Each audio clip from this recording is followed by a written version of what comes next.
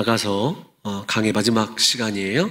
아가서가 실제적으로 7장에서 끝이 난다 이렇게 말씀을 드렸습니다. 8장은 지난 시간에 배웠던 1절에서 7절까지, 정확히는 1절에서 5절까지는 아가서 1장에서 7장의 말씀을 요약하고 있어요. 그래서 각 구절이 익숙합니다. 앞에서 한 번씩 나왔던 구절들의 요약을 통해서 아가서가 하나님과 이스라엘의 사랑 이야기이기도 하고 하나님께서 이스라엘을 얼마나 사랑하시는지를 보여주는 책이다. 여러분들에게 이렇게 말씀을 드렸습니다. 지난 시간에 말씀드린 대로 우리가 읽은 8장 8절에서 마지막 절까지는 아가서를 기록한 후기라고 이야기할 수 있어요. 그냥 영어로 에필로그 이렇게 이야기를 하거든요. 이 에필로그 후기는, 아가서의 후기는 시제의 중심으로 이루어져 있습니다. 어떻게 이루어져 있냐면 신랑을 중심으로 한 시제예요. 그러니까 시제라는 말이 다른 말이 아니라 과거, 현재, 미래를 이야기하는 거예요. 신랑 예수 그리스도를 만난 우리의 삶의 과거, 현재, 미래는 어때야 되는가라고 하는 것이 쉽게 말씀드리면 그려져 있고요. 아가서 본문에 의하면은 솔로몬 왕과 술라미 여인이 사랑을 할 때, 시작할 때 과거에 대해서 이야기하지만 현재처럼 이야기를 합니다. 그리고 이 신랑과 신부를 향한 제3자의 바라보는 시선, 그 다음에 마지막에 신랑인 솔로몬이, 즉 예수 그리스도께서 신부를 어떻게 평가하고 있고 그 신부에게 어서 빨리 와라, 이 말이 반대로 이렇게 뒤집어 보세요. 우리가 요한계시록 때 배웠지 않습니까? 내가 속히 오리라. 하나님께서 속히 오는 것, 주 예수여 어서 오시옵소서 라고 하는 것과 반대처럼 보여져 있지만 종말에 신랑이신 완전한 혼인잔치를 기대하는 미래적 모습이 이 에필로그에 그려져 있어요. 그래서 이 8절에서 14절은 각각 독립적인 시가 세 절씩, 세 절 이렇게 들어져 있어요. 제가 독립적인 시 하면 갑자기 더 어려워지는데 8장 초반부가 요약이라고 한다면 아가서와는 전혀 상관없는 것처럼 보이는 각자의 시가 위치함으로 아가서의 풍부한 사랑 이야기를 더 돋보이게 하는 그런 장면이 포함되어져 있다는 것입니다. 여러분, 먼저 우리가 8절을 보게 되면 1장 6절에서 처음으로 모습을 드러냈던 이 술람미 여인의 오빠들의 고백이 처음으로 등장을 해요. 그 오빠들이 이 신부를 바라보는 것은 과거의 모습입니다. 현재적으로 되어 있지만 어떤 모습인지 한번 읽어볼까요? 시작. 우리에게 있는 작은 누이는 아직도 유방이 없구나. 그가 청혼을 받는 날에는 우리가 그를 위하여 무엇을 할까? 여러분, 어렵지 않습니다. 어떤 것이냐면 이 여인의 아주 오빠들이 볼 때는 과거부터 이렇게 봐왔기 때문에 유방이 없다, 그 말은 미성숙하다 그런 뜻입니다. 육체적으로 아직 성숙하지 않은 것 같고 정신적으로도 아직 멀었다고 생각을 하는 거예요. 그런데 왜 오빠들이 이야기하냐고요? 이 여인은 아버지가 없기 때문에 사랑하는 누이에 대하여 혼인을 주관하는 자가 누구냐면 당연히 오빠여야 됩니다. 그러니까 오빠가 여기에 등장하는 것이 우연이 아니라 이 여인에게 있었던 가정적 환경에 따라서 피치 못하게 이렇게 등장할 수밖에 없어요. 그 오빠의 시선으로 보게 되면은 이 여인은 참 어리고 영적으로 정신적으로 미성숙한 것 같아요. 그래서 만약에 이제 혼인식이 다 이루어질 것인데 그 혼인이 이루어진다고 한다면 내가 도대체 우리 오빠 입장에서 이 아이를 위하여 무엇을 해줄 것인가 고민하는 것으로 그렇게 드러나 있습니다. 사랑하는 성도 여러분들이요, 오빠의 이 고백이 굉장히 따뜻하다고 느껴지지 않습니까? 따뜻해요. 실제적입니다.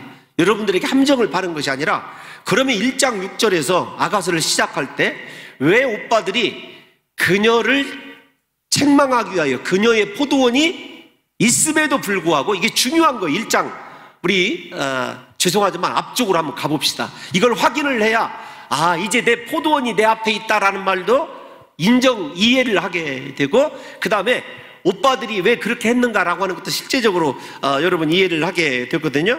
1장 1절을 한번 보겠습니다. 여러분 6절 한번 읽어볼게요. 1장 6절 시작. 내가 햇볕에 쬐어서 거무스름 할지라도 흘겨보지 말 것은 내 어머니의 아들들이 나에게 놓아여 포도원 지기로 삼았음이라. 나의 포도원을 내가 지키지 못하였구나. 두 가지 사실을 확인해야 돼요.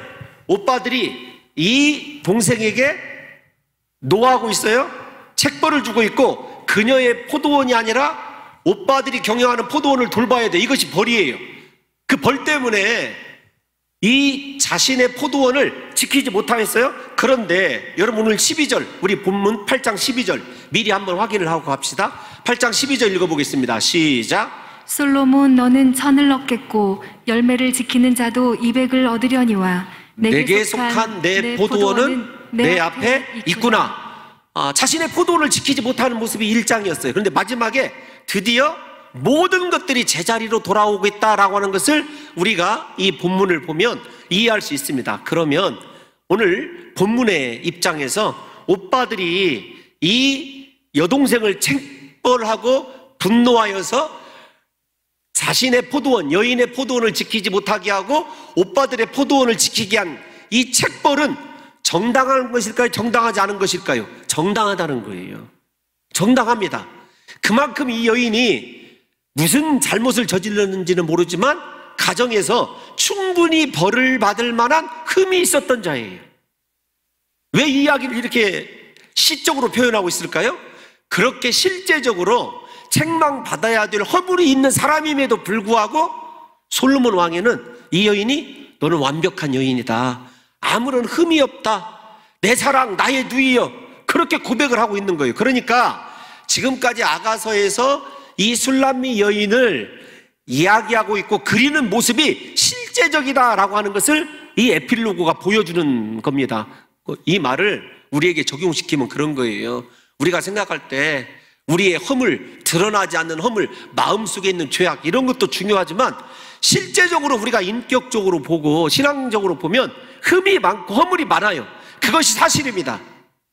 그러함에도 불구하고 예수 그리스도께서 우리를 바라보실 때는 나의 사랑, 나의 어여쁜 자여 너는 완전하도다, 너는 흠이 없도다 이렇게 인정해 주시는 그리스도의 사랑을 마지막 에필로그에서 다시 한번 우리에게 가르쳐 주는 거예요. 정리하면 이 여인의 허물이 실제적이라는 거예요. 그 실제적인 허물이 있어서 오빠들이 분노하고 책벌도 하였지만 신랑인 솔로몬, 즉 우리로 따지면 예수 그리스도께서 우리에 대하여 완벽한 사람으로 인정하시고 복과 은혜를 주셨다라고 하는 것을 이 에필로그가 보여주는 거예요. 사랑하는 성도 여러분들과 제가 사실은 예수님 앞에 서면은요 얼마나 허물이 많고 연약한 자들인지 몰라요. 그런데도 예수님은 어떻게 되었다고요?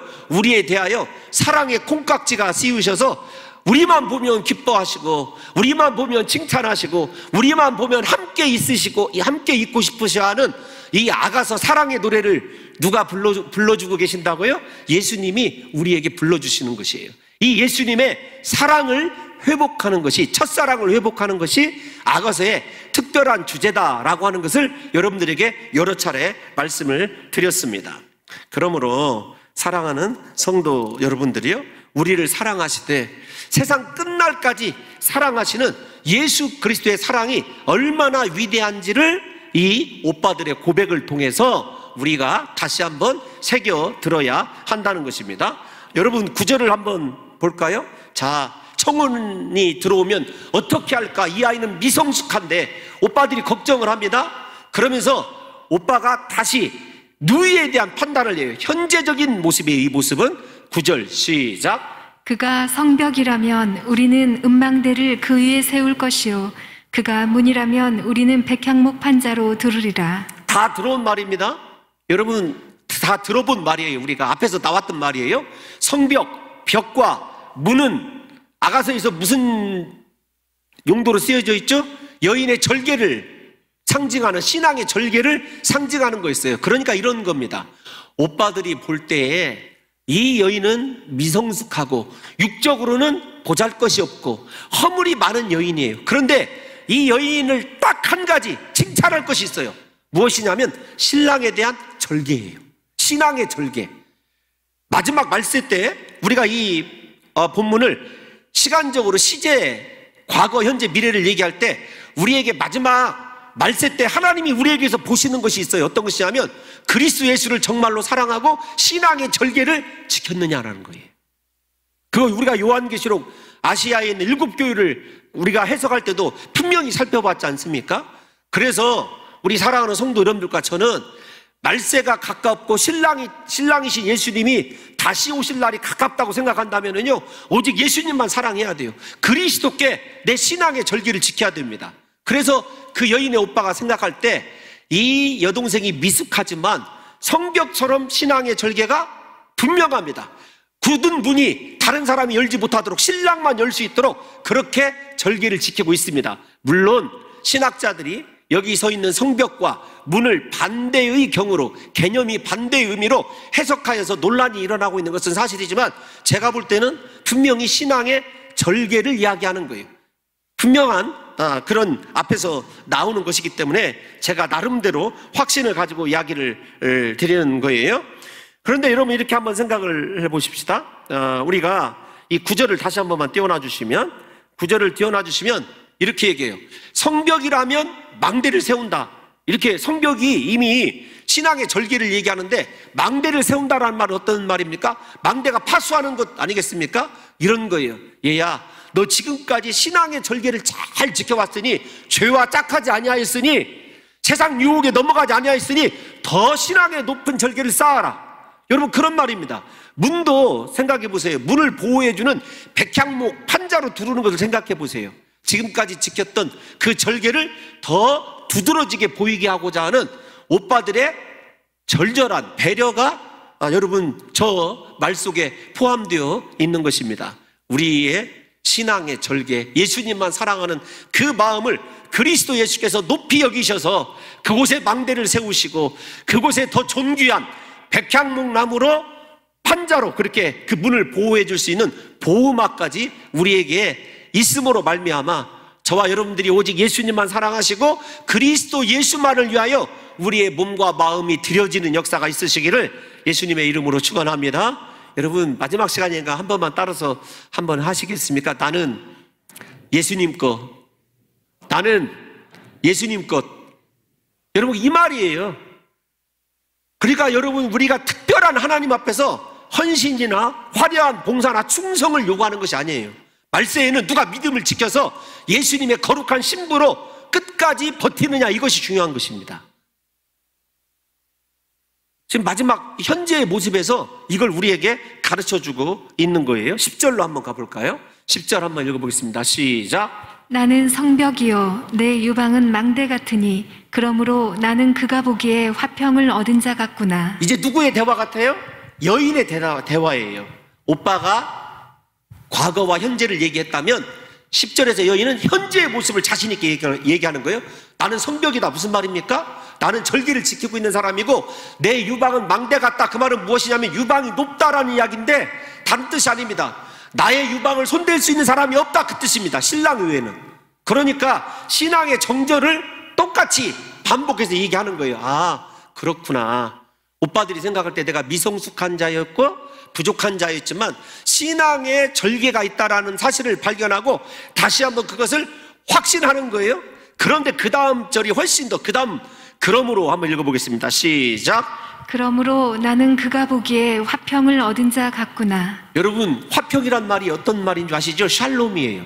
그런데 솔로몬의 이름이 평강, 그런 뜻인지 여러분 잘 아시죠? 솔로몬의 그 어근이 샬롬과 똑같은 말이에요. 그래서 예수님을 평강의 왕이라고 해서 솔로몬이 그림자로 인정되기도 해요. 잘 보십시오. 그러므로 나는 그가 보기에 이렇게 되어 있지만 그의 눈 안에서 나는 샬롬을 얻은 자로다, 이렇게 이야기를 하는데 샬롬을 더하는 자 같구나, 이렇게 원문을 보면 번역하는 게 옳습니다. 그의 눈 안에서 나는 그에게 샬롬을 더해주는 자야. 얼마나 예수님의 사랑에 대한 확신뿐만 아니라 예수님의 샬롬 되심을 더 빛나게 하는 여인이다. 그러니까 이런 뜻이에요. 쉽게 말씀드리면 나는 예수님을 예수님 되게 하는 인생을 사는 사람이야.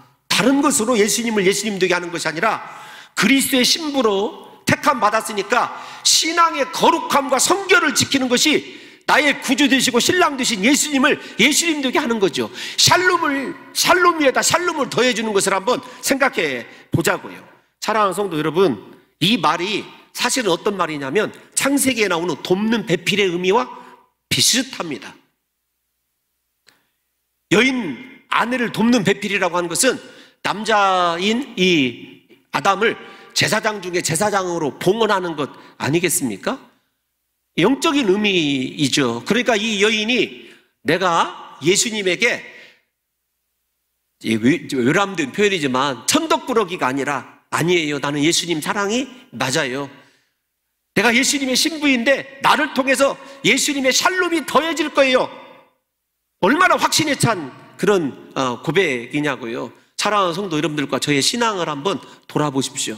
나는 예수님을 예수님 되게 하고 나의 헌신과 나의 신앙의 절개, 거룩을 통해서 예수님의 이름이 높아지고 예수님께서 더 큰 은혜와 평강을 베푸시도록 우리가 그리스도의 신부답게 살아가고 있는지를 생각해 보자는 거죠. 여인의 현재의 모습이 이런 거예요.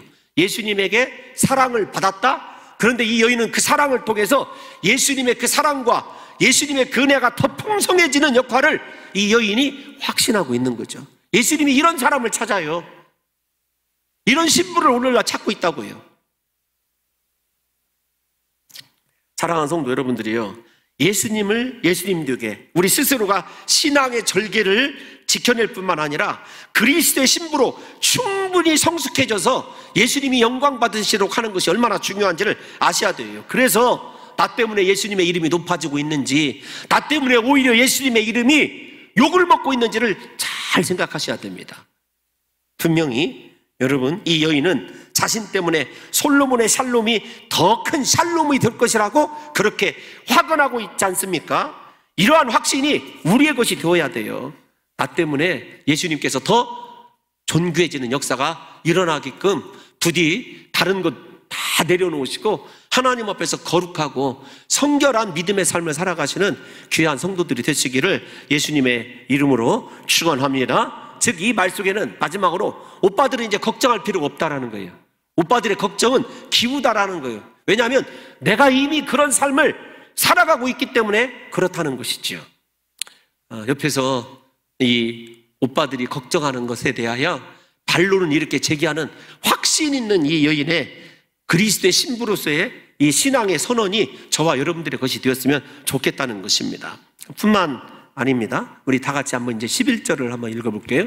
11절 시작. 솔로몬이 바알 하몬에 포도원이 있어 지키는 자들에게 맡겨두고 그들로 각기 그 열매로 말미암아 은천을 바치게 하였구나. 에필로그 중에 가장 어려운 부분이에요. 도대체 바알 하몬이 어디냐? 이거 바알 하몬이라고 하는 지명이 나와 있질 않아요. 아무리 고대 근동부터 시작해서 바알 하몬은 나와 있지 않습니다. 그런데 이 바알 하몬을 찾아보니까 지명을 의미하는 것이 아니라 이 자음을 가지고 분석을 해보면 무리들의 남편 이런 뜻이에요. 무리들의 남편. 무리들의 남편이 누구냐면 솔로몬이에요. 그 무리가 누구냐면 솔로몬의 부인들을 얘기하는 거예요. 다른 이 궁녀, 그다음에 뭐 이렇게 성경에 보면 그 뭐라고 얘기해야 될까요? 왕비와 후궁들 이렇게 이야기하지 않습니까? 그래서 바알 하몬은 다른 여인, 다른 무리들 이렇게 이해하시는 것이 좋을 듯 싶습니다. 여러분 왜 그러냐면 여기에는 많은 그 어떤 뭐 신학적인 지식이 요구되어야 되기 때문에 그렇게 저는 이해를 했어요. 그러니까 여러분 솔로몬이 바알 하몬의 포도원을 소유했다는 것은 무리라고 할 정도로 엄청난 수의 여자를 거느리고 있었다는 거예요. 그래서 바알 하몬은 솔로몬의 아내들이 거하는 하렘을 얘기한다. 이게 신학자들의 일부 신학자들의 견해이고 저는 그것을 추종하고 있습니다.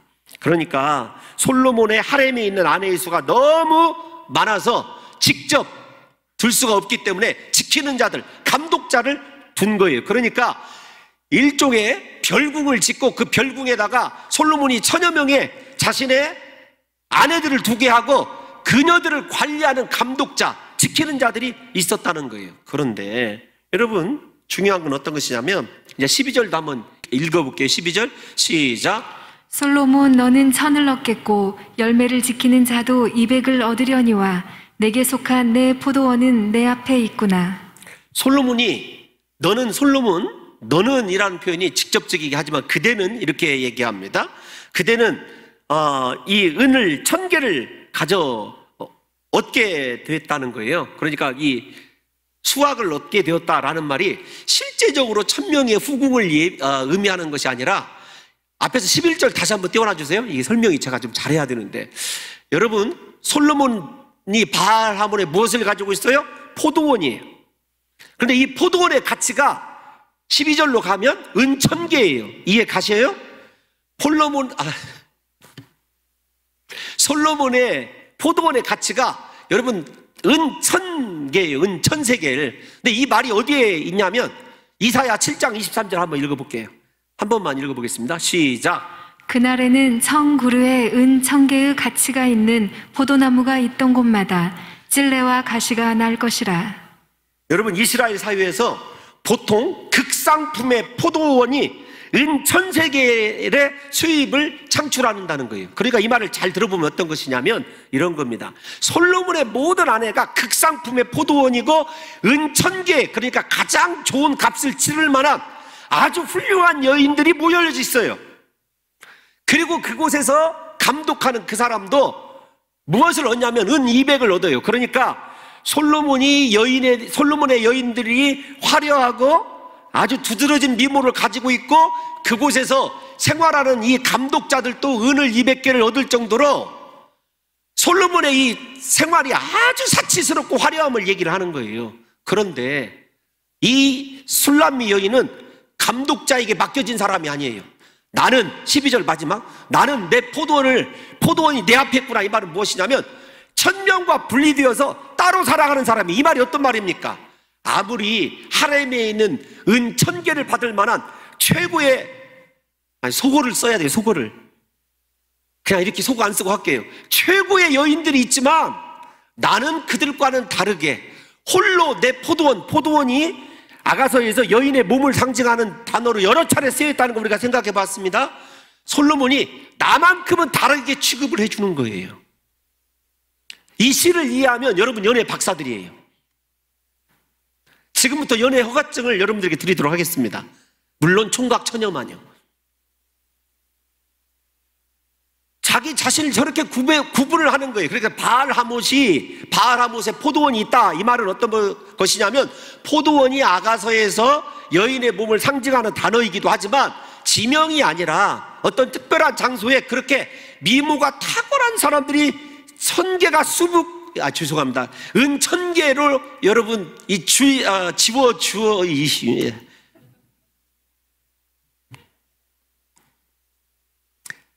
극상품의 최고의 여인들이에요. 그러니까 오늘날로 말하면은 아주 잘 나가는 영화 배우 뭐 이런 사람들 있잖아요. 다 모여 있어도 나는 피부도 검고 허물도 많아, 부족해. 그런데도 나는 지금까지 신랑에 대한 절개를 지켜왔기 때문에 신랑이 너는 네 인생이 나에 대해서는 언제나 그린라이트다. 솔로몬이 마음 놓고 감독자에게 맡기지 않고 솔로몬과 1대1로 사랑할 수 있는 특별한 여인으로 자기 자신을 그렇게 세워두고 있다는 말입니다. 여러분 생각해 보세요. 이 말을 우리에게 적용하면 세상에 수많은 사람들이 예수 믿어요. 여러분 우리 교회도 1000여 명의 성도들이 출석하지 않습니까? 그러면 이렇게 생각을 해보세요. 1000명 중에 나는 몇 등인가? 나는 그냥 무리에 속해 있는 자인가? 나는 언제나 솔로몬에게 1대1로 예수 그리스도에게 너는 나의 신부다라고 예수님과 단둘이만의 은밀한 곳에서 사랑을 나누는, 그리고 언제나 내가 원할 때 신랑이신 예수 그리스도께 찾아가서 만날 수 있는 그런 특별한 사랑을 받고 있는 사람인지 무리인지를 한번 생각해 봐야 돼요. 이것이 신약에도 등장합니다. 예수님께서 제자들을 이끌고 가실 때 언제나 구분되는 것이 무엇이냐면 무리와 제자였어요. 오늘 이 시를 통해서 저와 여러분들이 신앙생활의 현주소를 생각해 봐야 돼요. 예수님에게 나는 무리인가 제자인가? 부디 이 아가서를 통해서 예수 그리스도와의 첫사랑이 회복되어야 될 뿐만 아니라 나는 그리스도께만 전폭적으로 드려져야 되는 신앙의 절개를 지키고, 그 절개 속에서 예수님께서 나는 특별히 언제나 따로 내 포도원을 마음껏 경영할 수 있는 자유자로 인정해 준 것처럼 저와 여러분들의 사랑이 그렇게 특별한 사랑이 되시기를 예수님의 이름으로 축원합니다. 저도 고민을 많이 했어요. 항상 제가 물어보는, 예수님께 여쭤보는 말이기도 한데, 예수님, 저는 예수님에게 몇 번째입니까? 욕심은 많아가지고, 예? 욕심은 많아가지고 세상에 수많은 목사들이 있는데 그 목사들 가운데 몇 번째일까 예수님에게? 여러분, 이 말이에요. 세상적으로 은천개의 가치가 있는 사람이면 무엇해요? 무리들과 어울려서 그냥 특별한 사랑만 한번 받아보지 못하고 끝낼 인생인들인데, 우리 인생 그렇게 살지 말자고요. 우리 신앙 그렇게 살지 마시고, 신앙생활 이왕에 한번 하다 가는 것 특별하게 예수님에게 너는 특별한 존재다, 이렇게 인정받을 만한 복된 신앙의 삶을 기어이 이 아가서를 통해서 살아낼 수 있는 귀한 성도들이 되시기를 예수님의 이름으로 축원합니다. 여러분, 슐라미 여인은 자기 스스로를 돌아볼 줄 알 뿐만 아니라 나는 솔로몬을 위한 여인이고 솔로몬은 나를 위한 사랑의 남자다, 이보다 더 여러분 끝내주는 시가 어디가 있느냐고요. 남녀가 사랑할 때도 이런 독점적 사랑을 하기를 원하지 않습니까? 요새는 양다리만 걸쳐도 바로 죽음이에요. 그런데 천개의 여인과 솔로몬 그 여인들에게도 하등에, 그렇게 우리가 인간적으로 생각하면 내세울 것 하나 없는 여자가 그 예수님에 대한 신랑에 대한 사랑의 확신이 있으니까 이렇게 담대해지는 것 아닙니까? 그러니까 세상의 조건이 좀 밀려도 괜찮아요.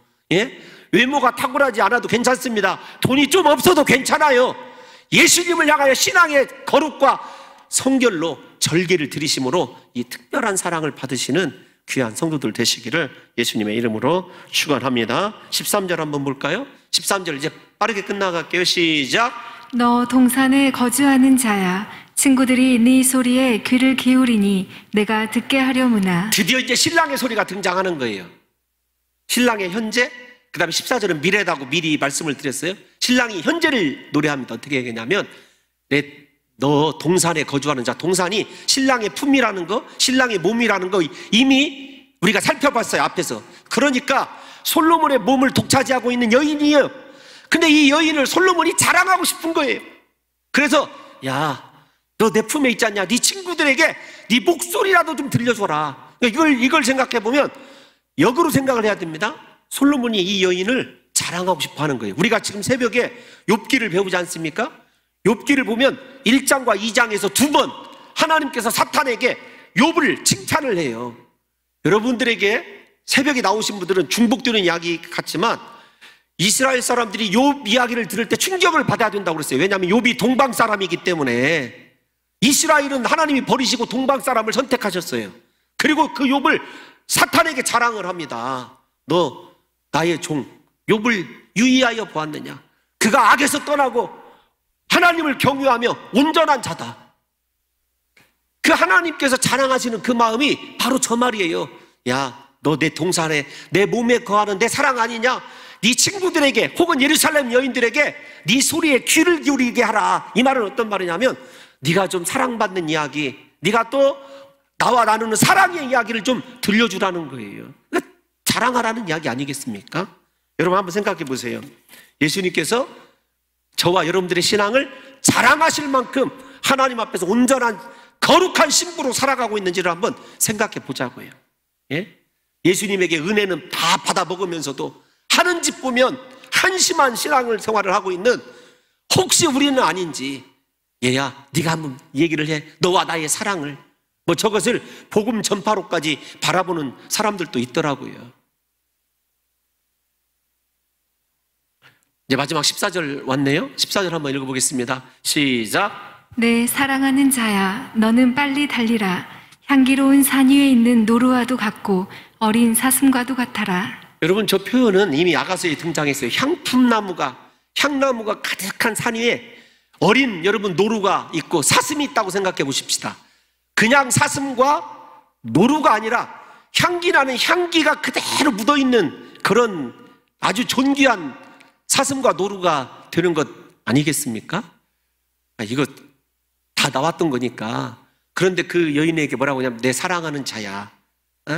그렇게 허물이 많고 그럼에도 불구하고 내 사랑하는 자야. 너는 빨리 달려라. 이 말이 어떤 말이냐면 네가 빨리 내게 오라는 거예요. 그러니까 이런 표현입니다. 사랑하고 지금 같이 있어요.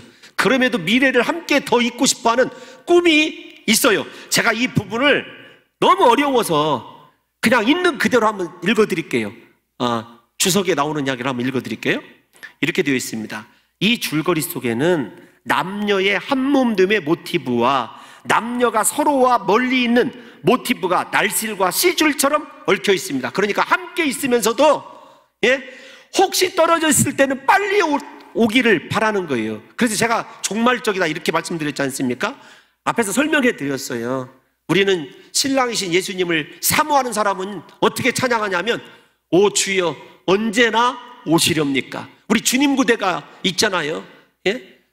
먼 하늘 이상한 구름만 떠도 행여나되 주님 오시는가에. 여러분 뭐 그런 옛날에 불렀던 찬양 가운데 진짜 그런 은혜스러운 찬양이 있습니다. 여러분 신앙생활에서 예수님 사랑해서 현재 사랑도 좋지만 예수님이 어서 속히 오시옵소서, 주 예수여 마라나타 속히 오시옵소서, 그렇게 예수님을 만나기를 고대하고 사모하면서 신앙생활하는 사람이 얼마나 있느냐고요. 우리는 베드로 같아요. 주여 여기 있는 것이 좋사오니 하나님 댁에는 넉넉한 아파트도 있고 땅도 있고 돈도 있어요. 하나님 예수님 조금만 있다 오세요. 저 좀 더 즐겨야 돼요. 그런 거 아닌가요?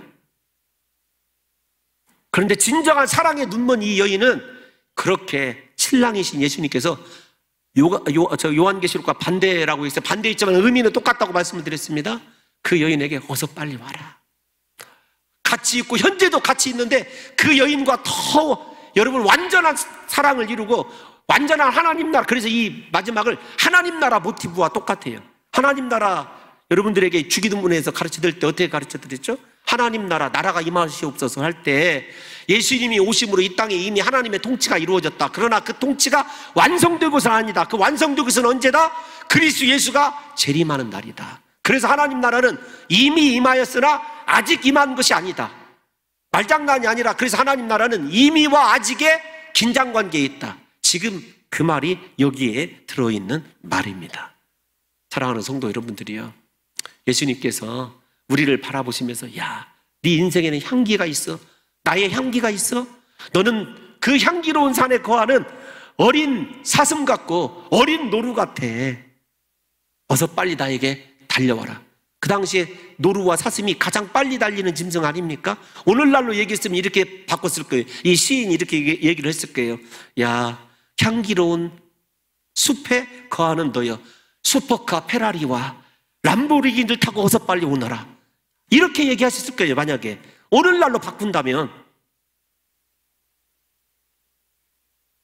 아닌데요. 부가티 베이론이나 시론을 타야 될 것 같은데요. 제로백이 1.5초랍니다. 뭐 이런 이야기 하고 그랬을 것 같은데, 제로백이라는 것은 다른 것이 아니라 시속 100km까지 차가 도달하는 시간이 1.5초. 눈 깜빡할 사이에. 도대체 저 인간이 뭔 얘기를 하는가, 이렇게 눈동자들이 이렇게 자동차 얘기하고 있어요. 그 당시에 가장 빠른 날랜 짐승 이야기를 하면서 얼마나 그리워하고 있는가를 예수님께서 우리에게 노래하고 계시는 거죠. 근데 이렇게 바꿔놓고 생각해 보세요. 진짜 예수님이 나를 그렇게 기다리고 계시고 내가 오기를 기다리고 있고 예수님과 내가 그런 사랑을 나누고 있는지를 한번 생각해 보자고요.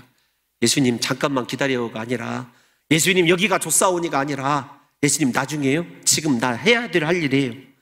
이런 삶을 살아가고 있다면 우리 사랑하는 성도 여러분들과 제가 그리스도 예수와의 이 사랑이 회복이 되어져서 도대체 아가서 뭐가 뭔지 모르고 지나갔어. 여러분 그 말이 맞아요. 제가 참 우리 성도님들을 진심으로 존경합니다. 존경해요. 아가서를 이렇게 강해하는 가운데 제가 큰 위로를 받았어요. 무엇이냐면 우리 성도님들이 일단은 힘들어도 힘든 내색을 안 해줘서 진심으로 감사했습니다. 여러분 정말로 존경하고 사랑합니다. 진심을 그렇게 비웃지 마세요. 진심이에요. 그런데 제가 아가서 때문에 너무 힘들었어요. 문자적으로 해석을 하면서 이것을 어떻게 전통의 지금 해석하신 목사님들과 결이 다르게 해석하고자 하는 제 오만한 욕심이 있었거든요. 그럼에도 불구하고 우리 성도님 가운데 저에게 이런 말씀을 들려주신 분이 계셔요. 그때 한바탕 하면 눈물을 흘릴 뻔 알았습니다. 너무 힘들었었거든요, 아가서 때문에. 근데 그분이 저는 정말 아가서 때문에 은혜를 받고 있어요. 그래서 자신의 친정 어머니도 함께 바라보시면서 은혜를 받고 계시다고 그 말을 저에게 들려주는 거예요. 제가 위로를 얻었습니다. 여러분, 다른 이야기 다 몰라도 괜찮아요. 아가서는요, 하나님이 우리와 그런 사랑을 나누고 싶대요. 제발 예수님만 사랑하십시오. 신앙의 절기를 지키십시오. 거룩을 회복하십시오. 그분의 동산 안에서만 거하십시오. 그분이 어서 속혀 오게 해달라고 진실로 마라나타 주 예수의 어서 오시옵소서 찬양 드리실 수 있는 저와 여러분들 되시기를 예수님의 이름으로 축원합니다.